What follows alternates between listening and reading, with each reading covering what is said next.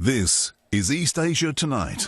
Good evening, I'm Otelli Edwards. Tonight, top stories from East Asia. Senior officials from the US and China in Spain for round 2 of trade talks, with a TikTok deal set to be near as its Chinese owner faces a looming deadline to sell or face a ban in America. Pressure piling on Chinese policymakers as efforts to reignite the economy yield few results amid trade uncertainty and an ongoing property slump. Australia is set to sign a landmark defence treaty with Papua New Guinea, letting citizens serve in each other's militaries and gain citizenship to counter China's growing influence in the region. And North Korea says its nuclear-armed status is now permanent and irreversible, written into law, as officials lash out as US calls for denuclearization.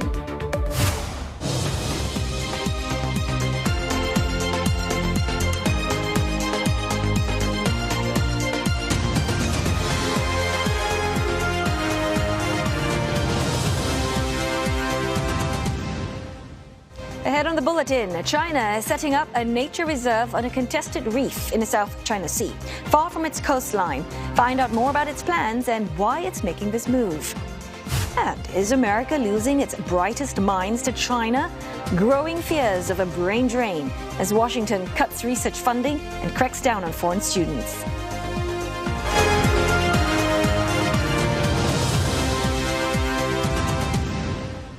U.S. Treasury Secretary Scott Bessent says that America and China are close to reaching a deal on TikTok. The world's 2 largest economies have been back at the negotiating table, and this time in Madrid to ease months of trade tensions. We made very good progress on the technical details of the agreement. In terms of the agreement, the overall agreement itself, our Chinese counterparts have come with very aggressive asks. We will see if we can get there. At present, we are not willing to sacrifice our national security for a social media app. Delegations led by Mr. Bessent and China's Vice Premier He Lifeng have been meeting at different European cities since May, after President Donald Trump raised tariffs on Chinese imports. Beijing had retaliated with its own duties, halting rare earth exports to the U.S. Well, the latest talks started on Sunday with a little progress, but the U.S. says today's negotiations have moved forward. This is the 4th round of talks in as many months. And for more, Ross Cullen, covering the story for CNA, speaks to us from Paris. Ross, first up, how much progress can we realistically expect from these talks in Madrid, given the ongoing tariffs and those tech disputes? Well, the thing is, Telly, that there are so many different levels to these talks. The 4th round of talks after London, Geneva, Stockholm, previous rounds failed to reach an agreement. They have agreed usually just to extend deadlines for the unilateral tariffs or a deadline for TikTok, and we can touch on TikTok in just a moment. But they are hoping to make progress, potentially even to lay the groundwork for a possible Xi-Trump summit, or at the very least a meeting on the sidelines of the Asia-Pacific Economic Cooperation Summit that's taking place in South Korea at the end of next month. In terms of the progress this time around, are they able to deal with the issues surrounding unilateral tariffs from both sides? Are they able to also look at export controls? And there are so many national security interests as well when it comes to the world's 2 biggest economies trying to find agreement on tariffs. So it's at several different levels that they're trying to find agreement this time around. There's the possibility, perhaps, of us needing a 5th round of talks later on in Europe at another European location. Now, Ross, tell us what's at stake for both sides if Washington moves ahead with the ban?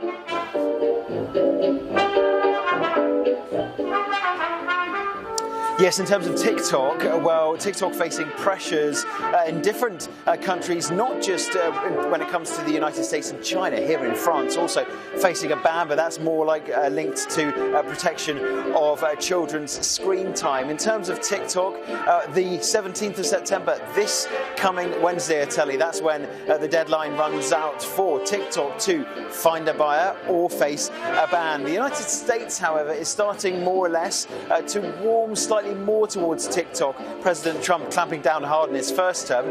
In his second term, just last month, he opened an account. So, in fact, the White House started to see TikTok perhaps more favourably. It's facing that challenge to try to divest its US assets or potentially face a ban in the United States. That is something that could affect more than 150 million users, particularly children and teenagers who do use that video sharing platform regularly. Well, hopefully the outcome will be as upbeat as the music we hear around you. Thanks so very much, Ross. Ross Cullen there covering the story for CNA from Paris. In the meantime, signs of weakness in China's economy stretched into August, adding pressure on Beijing to step up efforts. Retail sales missed forecasts. Industrial output, worst performance since August 2024. Fixed asset investment, sharp slowdown. And we will have more on this in a while. Now, North Korea has declared that its status as a nuclear weapons state has been, quote, permanently enshrined in the nation's supreme and basic laws, and that it is now irreversible. State media KCNA says that Pyongyang's permanent permission to the UN has conveyed the development. Well, it criticized the U.S. for hostile intentions, denouncing Washington for what it says are claims that are out of sync with current times about denuclearizing the North. Well, Washington has slammed Pyongyang's possession of nuclear arms as illegal. KCNA says the U.S. also undermines the international nuclear non-proliferation system through its radical buildup of nuclear arms. North Korea has been developing its nuclear and missile capabilities ever since a second Trump-Kim summit in 2019 failed to resolve the issue. Recent gestures by South Korean President Lee Jae-myung to ease tensions have also been ignored. The strains go beyond the nuclear issue. Pyongyang is also unhappy the U.S., South Korea and Japan are conducting joint drills, which began this morning. It has called the exercises, quote, dangerous and a reckless show of strength. Exercise Freedom Edge involves both the naval and air drills and will last till Friday. North Korea has repeatedly said that it views such military maneuvers as a prelude to an invasion.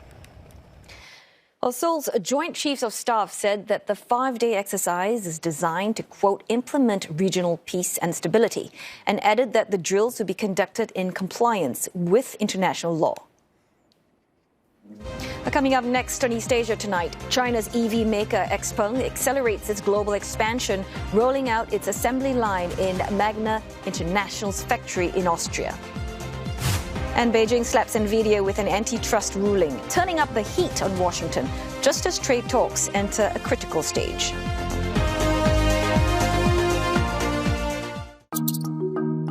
Pint-sized nuisance, planet-level problem. Where they can reproduce, they will reproduce. Global warming and urban sprawl are feeding a rising rat population. A 300% increase in rat complaints over the past decade. Businesses are taking aim. Cities are fighting back. Man versus rats, Wednesday on CNA. Online mobile gaming is booming in India. Online gaming के अंदर मेरा तो सारा youth फंस रहा है. But it's fueling a crisis of addiction and debt. हम लोग को लगता है हम गेम खेल रहे हैं, लेकिन गेम हम लोग के साथ खेलता है, हम लोग को पता नहीं चलता. In August 2025, the government banned real money gaming. But will this be enough to resolve India's gaming crisis? Undercover Asia, Saturday on CNA. When it comes to the Singapore dream, everyone has their own version.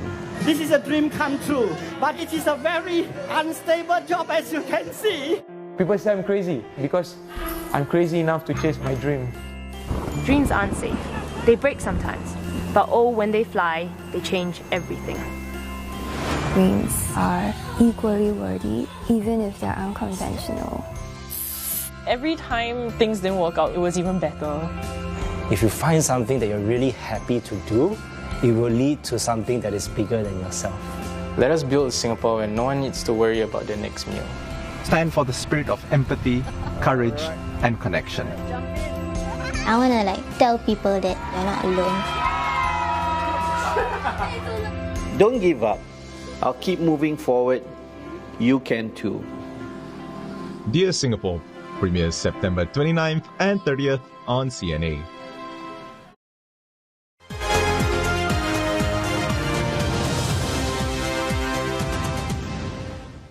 Hello again. You're watching East Asia Tonight. And joining us today for our business news, Henry Yin.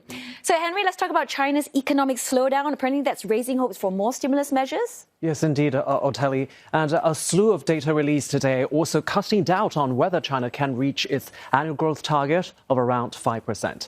Momentum in retail sales, industrial production and investment all slowed, while unemployment ticked up and the housing market continued to struggle. Industrial production rose 5.2% on year in August, easing from a 5.7% gain in July. Retail sales growth also lost steam, increasing just 3.4%. Expansion in China's fixed asset investment sharply slowed to 0.5% in the first 8 months, while the labor market is showing strain as well, with the jobless rate edging up to 5.3%. Well, meanwhile, the housing sector remains a key drag. New home prices stayed under pressure, and property investment fell at a faster clip, weighing on consumer sentiment and private spending.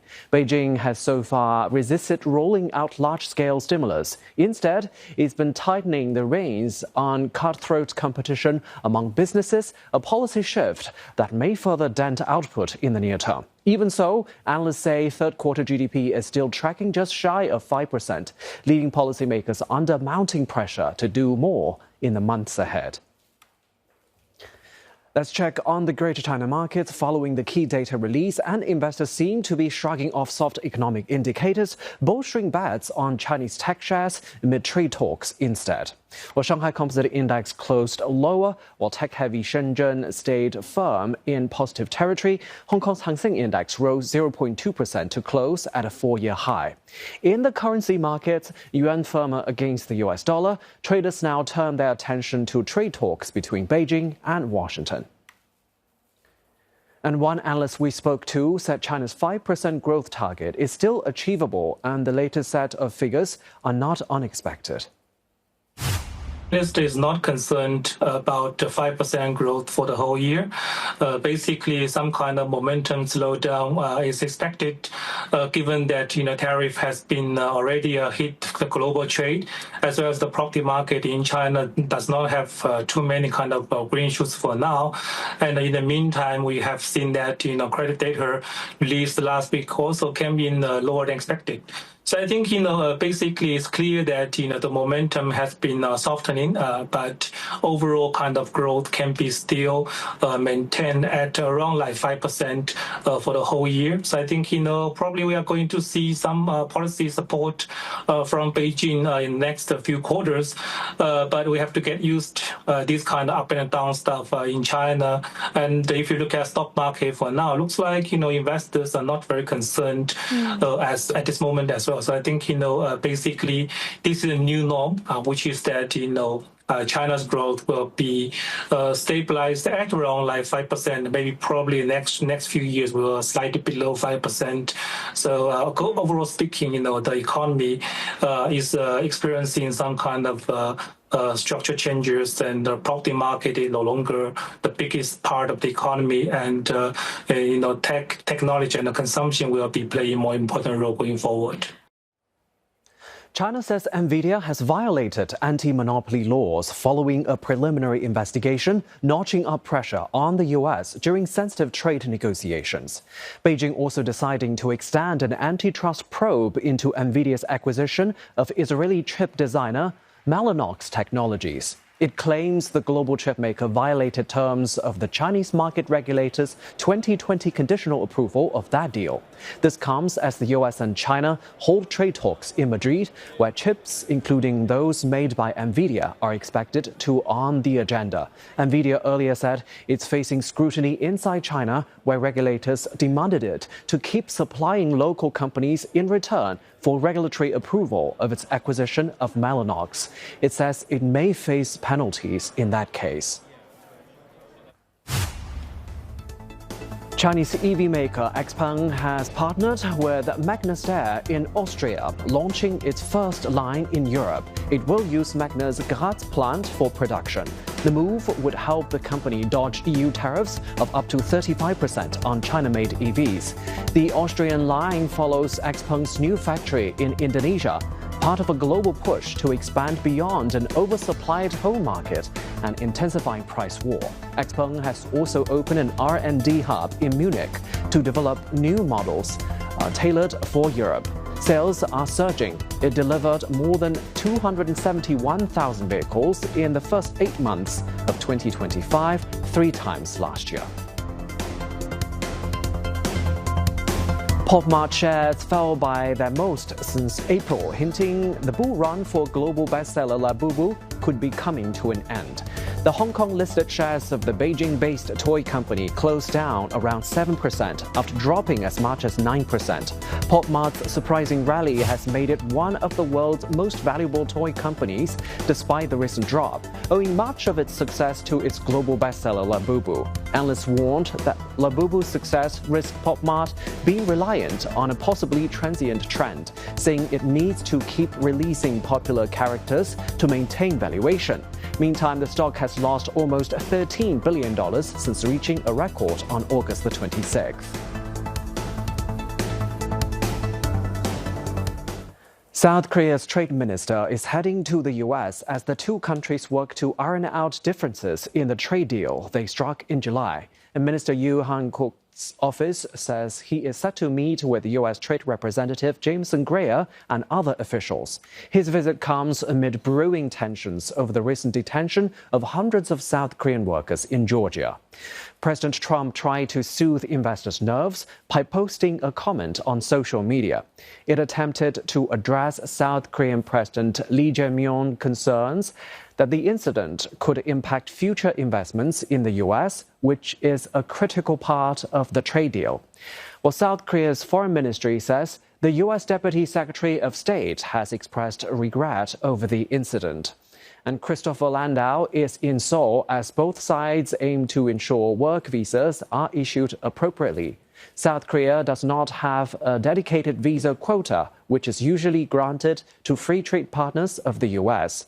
The Korean Foreign Ministry says Mr. Landau assured that the detained workers who returned home on Friday will face no disadvantage when re-entering the U.S.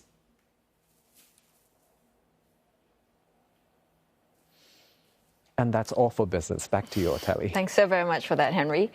Well, on that note, we are going to go for a short break now, but coming up next on East Asia Tonight, we dive into Beijing's green push in the South China Sea. Conservation projects that it says are about sustainability, but critics argue they could be a play for control.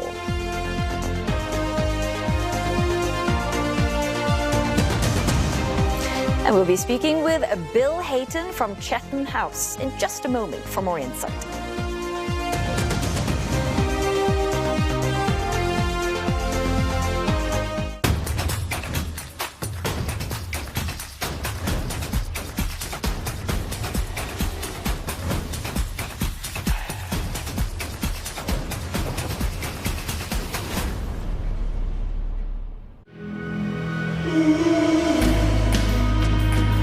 Biodiversity is booming, which is inviting for some local foragers and farmers who embrace edible wildlife. We're the largest organic banana grower in Singapore. This is jam. Amazing. Yeah. So the mulberries are from the garden. No, that's delicious. Singapore is ramping up conservation efforts locally and across the region. I really do love reptiles and finding out about them, so I really love my job. Building must relate to the lives of the people. 目前还是一直要创新一些新的东西。我也不希望是人家把我看作是80岁的人。 There are those who dare to be different, who have made their mark in Singapore and beyond.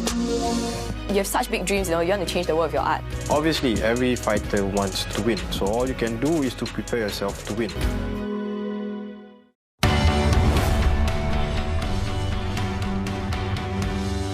But first thing in the morning, morning as Asia wakes up to a new day. Get up to speed with major events shaping lives in the region and other parts of the world. Putting things in perspective with eye-opening reports and expert analysis as a new era of global politics breeds power struggles and shifting alliances. We get to the heart of the matter and take stock of the issues you're invested in with on-the-ground reports and wall-to-wall coverage. Viewing it all from a regional lens because we put Asia first.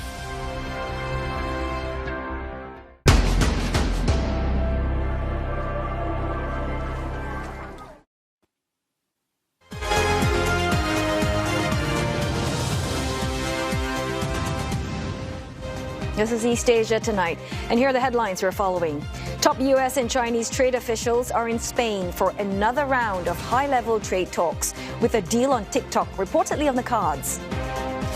Pressure piling on Chinese policymakers as efforts to reignite the economy yield few results amid trade uncertainty and an ongoing property slump.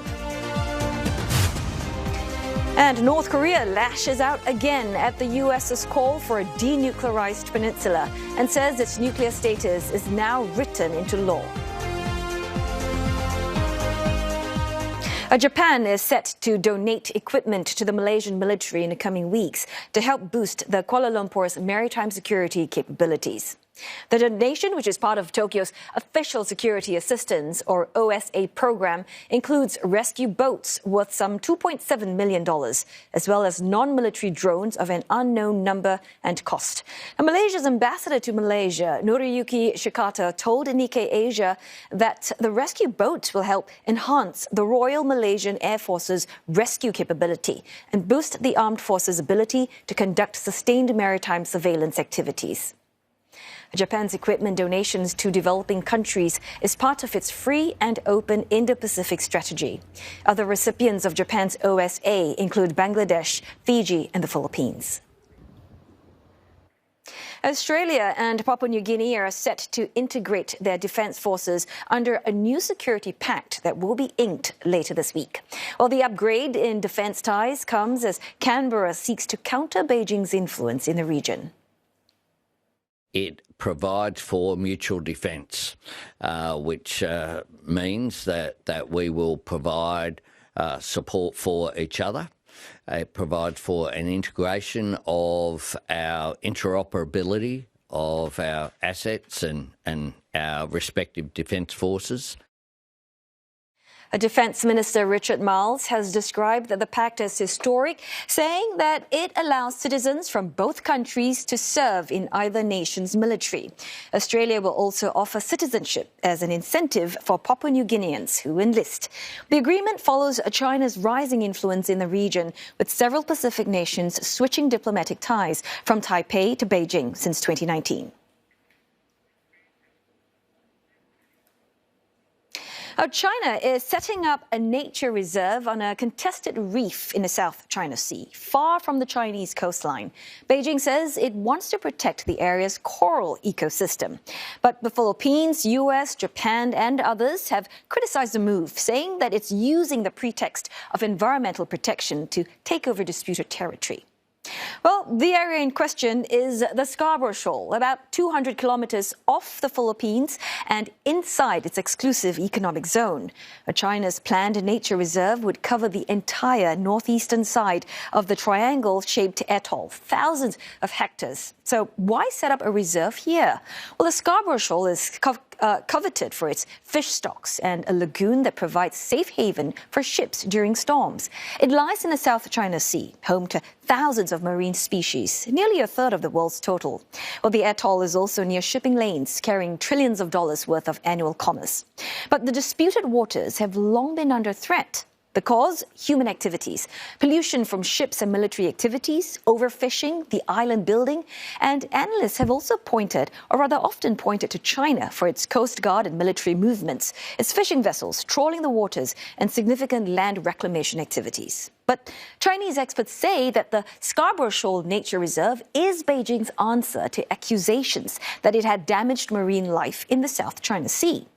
Other Chinese marine conservation efforts include a Sanya coral reef reserve off the coast of Hainan Island and seamounts in the also disputed Spratly Islands. Other South China Sea claimants also have their marine protected areas, such as Taiwan's Dongsha National Park, Malaysia's Laconia Shoals, and the Philippines' Tubataha Natural Park. China and the Philippines both lay claim to the Scarborough Shoal, and multiple incidents between their coast guards and fishermen in recent years have caused diplomatic flare-ups, but none have escalated into armed conflict yet. Beijing seized the shoal in 2012 after a standoff with Manila and has since maintained a deployment of Coast Guard and fishing trawlers there. Well, for more insights, Bill Hayton, he joins us live from London. He is Associate Fellow Asia-Pacific Program at Chatham House. Hey, thanks, Bill, for joining us this evening. First up, I was just, stalking you a little bit, checking out all your socials, and you've got plenty to say about the latest on this South China Sea and China's conservation efforts. Can you just share some of your thoughts with us?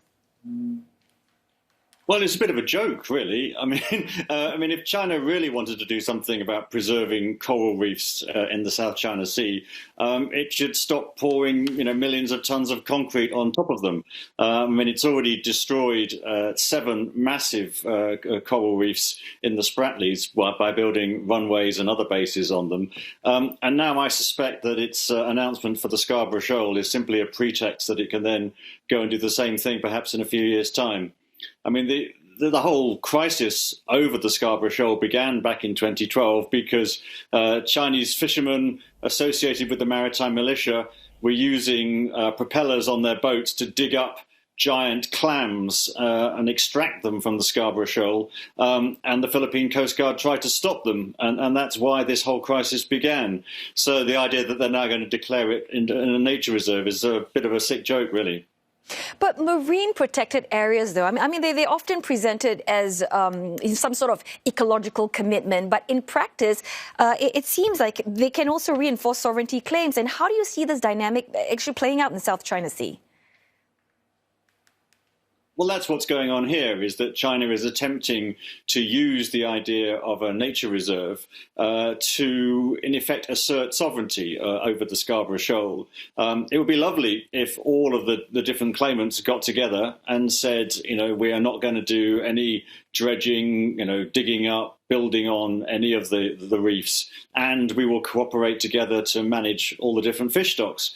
But China won't join the Southeast Asians' fisheries protection program, and the Southeast Asian states don't see any reason to join the Chinese one. So we just go round and round and round, and the fish stocks get destroyed and the coral reefs get built on. Right. And how does this all fit into China's broader strategy? Because, we've heard about salami slicing approach in how it's consolidating control in the South China Sea without provoking outright confrontation. Is this unfolding as we speak? Yeah, I think really what China is looking for here is some kind of international approval for its efforts to keep Philippines fishing boats away from Scarborough Shoal. And way back in 2016, when there was an international arbitral tribunal ruling about the status of the different coral reefs in the southern part of the South China Sea, it basically found that different states had customary use of the Scarborough Shoal for fishing, for small-scale artisanal, small boat fishing, and that those rights had been established over a long period of time. So for one state to come along and say this is a nature reserve and nobody else can come here and we are going to control it and patrol it, goes against that ruling and is clearly a way for China to assert a sovereign claim over the Scarborough Shoal, which the other states don't accept. And Bill, I know you're familiar with Vietnam. You've lived there, you've worked there, and you've written extensively, including the book about Vietnam Rising Dragon. And this is an angle that some people may not expect, but some researchers say that Hanoi could one day outpace Beijing in island building in that area. So because Vietnam and China are supposed allies, how do we make sense of that? Well, I think allies is kind of a strong word. There's a very nuanced relationship between Vietnam and China. But in terms of the island construction, I mean, it's not many people realise this, but Vietnam controls more than half of the features in the Spratly Islands and is in dispute with the Philippines, with Malaysia, as well as with China. And what Vietnam has been trying to do in the last few months is try and catch up with some of the building that China did between sort of 2013 and 2023, that sort of decade, when China built these 3 massive bases and 4 smaller ones. And Vietnam has been trying to catch up and do the same thing, do its own dredging, create its own aircraft runways on some of the more remote beaches. And is therefore also destroying coral reefs and damaging fish life and all the rest of it, just as China has done. But it's playing catch-up, really. It's trying to sort of get itself back in the game and against China, which has had an advantage there now for 10, 15 years. So let's talk about security now. How do you see this latest development altering the security calculus for the Philippines, its allies, particularly in light of Manila's sort of a growing military cooperation with the US and Australia? Well, it all depends on whether the Philippine supporters keep their eye on the ball. And for a while, the US have recognised that any attempt by China to assert control over the Scarborough Shoal could be seen as part of a long-term plan to build, if you like, an iron triangle in the South China Sea. So China already controls all of the Paracel Islands in the northern part. It controls some of the Spratlys in the southern part. And if it gets control of the Scarborough Shoal, then that's the major feature in the eastern part of the South China Sea. So that would be a sort of triangle. And then if China has control of all 3 points of that triangle, then it's much easier for it to assert control over the whole of the South China Sea, keep other navies out, and reduce the rights of the Southeast Asian claimants. So the US has played a large part in keeping in keeping China at bay on the Scarborough Shoal. But of course, with Donald Trump in the White House and his attention going in lots of different areas, people, I guess, in the region might be a bit worried that that Donald Trump might think he does a clever deal with Beijing, and that the Philippines might end up losing out. So this, might be a little development that might help focus attention in Washington about the long-term game in the South China Sea. And also the Scarborough Reserve, do you see it as setting a precedent basically for China to use this environmental protection zones elsewhere in other disputed areas? It could be. I mean, there are lots of very good reasons to have a marine conservation area around all of the features in the South China Sea. If you could draw a line around the Spratly Islands and say we're going to have a jointly managed conservation area where all of the states, from Southeast Asia and China, and Taiwan gets a role as well, manage their fleets, arrange quotas as to how many fish they can catch and all the rest of it, and basically try and resurrect the fish stocks which are diving catastrophically, then that would be a great thing. But every time anybody tries to suggest this, it's an argument about who's actually going to run this and who's going to be in charge. There's an organisation called the Southeast Asian Fisheries Development Committee, SEAFDEC, based in Bangkok, which every Southeast Asian country and Japan, I think, is a member of. China refuses to join it.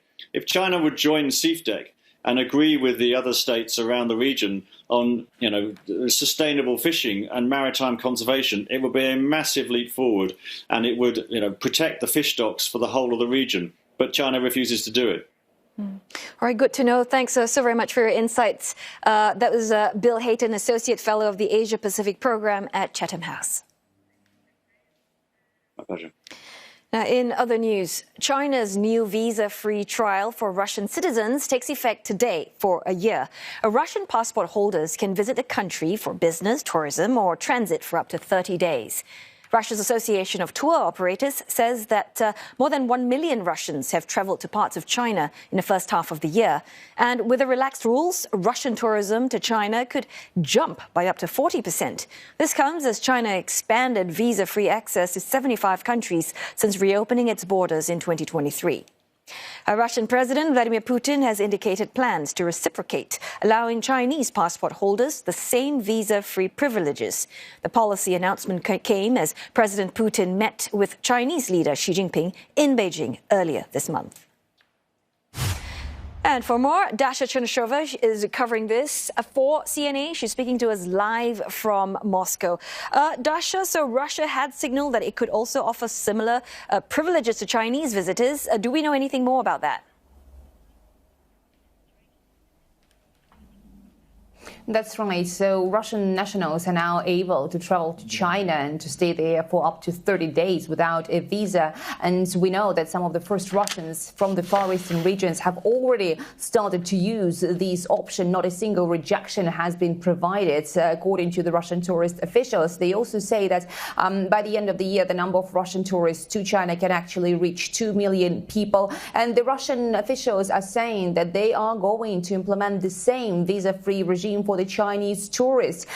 This work is still being done. We don't know the details of that because the Russian Foreign Ministry spokeswoman Maria Zaharova recently indicated that that will take some time to work out certain parameters. But that does mean that there will be more tourists from China in Russia. So certainly this is beneficial for the two sides. We also understand that China's Golden Week holiday is approaching, and that means the Russian tourists will have an opportunity to go there for this particular time. We also know that according to the Russian flight aggregators that the number of searches for the flights to China has doubled since this announcement has been made. And the Russian tourism officials and transport minister also indicated that Moscow can actually introduce more flights, direct flights from Russia to China should there be more demand. So the expectation is indeed that there will be more exchange between the two countries in terms of tourists, but that is also going to help to promote more business ties between the two countries as bilateral trade has been slowing down. Now, Dasha, the friendlier visa policies come as Russia and China deepen their comprehensive strategic partnership. Can we also expect similar deals to promote bilateral ties, not now, but down the road?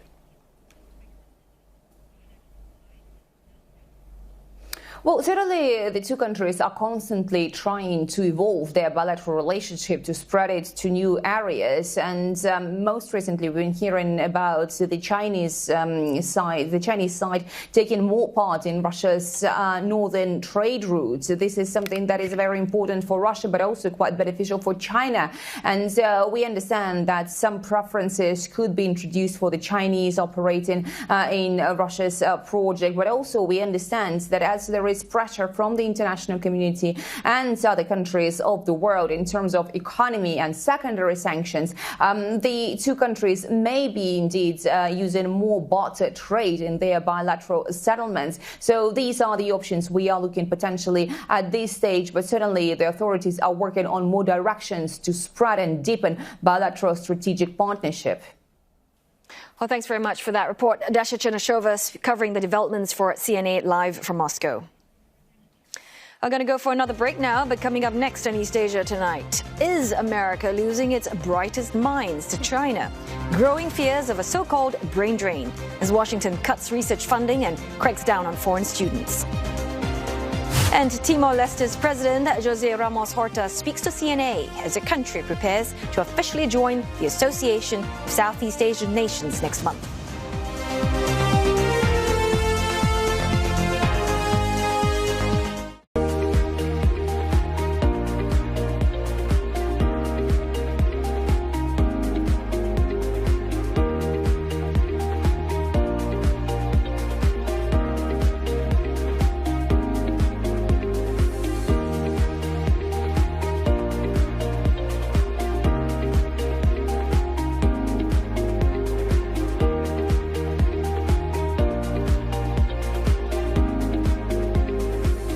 This week on Singapore Hour.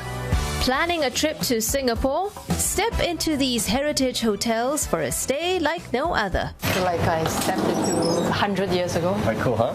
And stop over at this Insta-worthy neighborhood where tradition thrives and subcultures find their stage. Kampung Glam represents a very different side that you don't really get to experience in Singapore. Your Insider's Guide on Singapore Hour, Friday on CNA. 80 years after the end of World War II, Japan starts to rearm. Of course, Japanese people want peace, but way towards peace is not just pacifism. Sometimes you can ensure peace by deterrence. It's public that Xi has ordered his military to be capable of invading Taiwan by 2027. China is increasing its military activities in the Taiwan Strait. Tensions are definitely rising this year compared to previous years. How many wars did the United States fight? The Chinese military, in spite of its rapid rise, hasn't even killed a single foreigner overseas. Isn't that miraculous? I am deeply concerned.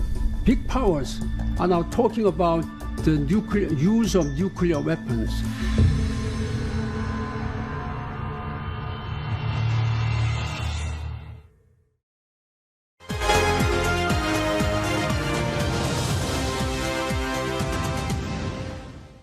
In the U.S., fears are growing that the country is losing some of its brightest minds in a so-called brain drain. This comes as the Trump administration cuts funding for research programs and targets academia as part of an immigration crackdown. Well, scientists are especially concerned about the future of America's scientific supremacy as other countries like China seize the opportunity to surge ahead.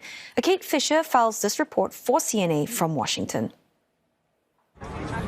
Protesting the Trump administration's cuts to funding for research programs and restrictions on foreign students, as some American academics worry the nation will lose its edge in the so-called brain drain. Robert N. Proctor is a science historian at Stanford University. Trump has launched a war on science. We used to talk about the Enlightenment. Now we're talking about the Endarkenment, a period where scientists are losing their jobs. But this is going to have implications for how we predict the future, how we understand epidemics, how we understand new viruses, how we're able to predict or not predict hurricanes or deal with things like tsunamis. That capacity is going to be diminished, and other countries of the world are going to benefit. A recent poll suggests that's already happening. 3/4 of U.S. scientists surveyed by the journal Nature said they were considering leaving because of the Trump administration's policies, with Europe and Canada among the top choices for relocation. And some academics have already left. Yale professors Jason Stanley, Marcy Shaw and Timothy Snyder all relocated to the University of Toronto. Emily McGrath, Director of Workforce Policy and Fellow at the think tank The Century Foundation, says that US-based innovators are leaving for countries with stronger academic freedom, more research funding and clearer protections for international students. Going after academic freedom in the university setting, I think is highly concerning. It's not something that most academics want to lose. So if they have an option, they may choose to leave. And yeah, as mentioned, a huge portion of our talent base is international. And if those individuals feel less safe here, if they are worried that they don't have rights, that they could be deported, that they could be locked up, those individuals will leave. There's particular concern that it could spur an exodus of Chinese students who may fear a repeat of the Chinese initiative introduced in Trump's first term. Its aim was to prosecute potential Chinese spies in research and industry and to protect U.S. intellectual property. But civil rights groups say it created a climate of fear among Asian Americans. President Trump has suggested that he could soften his stance on allowing Chinese students into the U.S., despite a backlash from his base. You said you wanted to allow 600,000 Chinese students to study in the United States. Could you and the Secretary clarify what is the policy on Chinese students? We're getting along very well with China. And I'm getting along very well with President Xi. I think it's very insulting to say students can't come here, because they'll go out and they'll start building schools and they'll be able to survive it. But I like that their students come here. I like that other countries' students come here. And you know what would happen if they didn't? Our college system would go to hell very quickly. But the Trump administration's assault on academia shows no sign of slowing down, despite legal pushback. It says it will appeal a judge's ruling that it must restore more than $2 billion in federal research funding for Harvard University, suggesting that despite warnings of a brain drain, the White House is continuing to aggressively take on elite higher education. For CNA, I'm Kate Fisher in Washington. Now, in the second part of this series, William Denslow looks at how some institutions in Europe are hoping to attract scientists and researchers leaving the U.S. to boost the bloc's ability to compete in critical sectors. Tomorrow on CNA. Timor-Leste's President José Ramos Horta says that his country hopes to play a role in strengthening the bloc's mechanisms, including conflict prevention. Mr. Ramos Horta spoke exclusively to CNA's Saiful Bari Ismail in Delhi, as Timor-Leste prepares to be formally admitted into the regional grouping at next month's meeting in Kuala Lumpur. For us joining ASEAN, what we can contribute? Well, I have said repeatedly, absolute priority is for Timor-Leste to stay peaceful with law and order, public security, stability in government. We should not bring to ASEAN an additional burden, additional headache. If we can, in the future, contribute towards strengthening ASEAN mechanisms such as conflict prevention, that is key, so that in each country, ASEAN, we put emphasis on dialogue, on conflict prevention. Mr. President, Timor-Leste is enjoying political stability today, but given its history of conflict and frequent changes in government since independence, how do you ensure that this stability can endure in the many years ahead? Well, we cannot take anything for granted. A country can be very peaceful for a while, for a long time, then suddenly violence erupts. But even when violence may erupt, that it is quickly contained. We have this experience. 2006, we have a major security breakdown. If we are not 100% sure we can contain the violence, we better ask friends to help. You swallow your pride, ask for friends to help, because above all, my obligation is to ensure the safety, tranquility of the people, not my pride. In what areas you would like to see ASEAN do better? If we know there are ongoing border disputes, then there should be encouragement on the part of ASEAN with the countries involved, within ASEAN or between ASEAN countries and others, like say South China Sea situation, how to manage that. And the best way, in my view, maybe it's romantic, it's naive, is to demilitarize the whole area. They will continue in overlapping claim, next to impossible to settle to the full contentment of one claimant state. So better declare it a sea of peace and human fraternity. And then we work how to celebrate that sea as a sea of peace. Timor-Leste itself still faces unresolved land and maritime boundary issues with Indonesia. How do you intend to settle these disputes while avoiding any escalation of tensions? We have just started negotiations with Indonesia on maritime boundaries. We have still a very small piece of land in the land border with Indonesia that remains to be settled. I'm very confident that between Mr. Shanana, our national leader, now Prime Minister, with President Prabowo, they're able to resolve this small piece of land. In terms of maritime boundary, I think will be resolved very quickly. I don't see any major point of disagreement. Mr. President, when do you think Timor-Leste will be ready to host the ASEAN summit? That's a big question. Right now, in terms of logistics, infrastructure, not possible. But if we work creatively, for instance, if we don't have enough space to accommodate heads of state, I'm sure some of the heads of state will be very happy to stay in Sumba, Indonesian island, where apparently they have one of the most luxurious hotels in the world. It's called Nihi. Yeah, some I'm sure they will be very happy to stay in Labuan Bajo. So we could just worry about the day meeting. More importantly is up to your question. Yeah, we would be able to host, let's say, by 2029, which under the alphabetic order would fall to Timor. Why not? Mr. President, you've played a key role in Timor-Leste's ASEAN bid. It will be a historic moment for Timor-Leste in Kuala Lumpur in October. Will you be present in KL to witness this historic event? Well, my friend Anwar Ibrahim, whom I know well, we are very good friends for a long, long time. He told me, he said, you have to come. He told me, you have to come.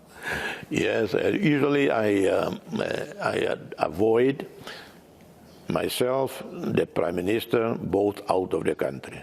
But going to KL for the summit is such a special occasion. Yes, I intend to go with Mr. Shannon going.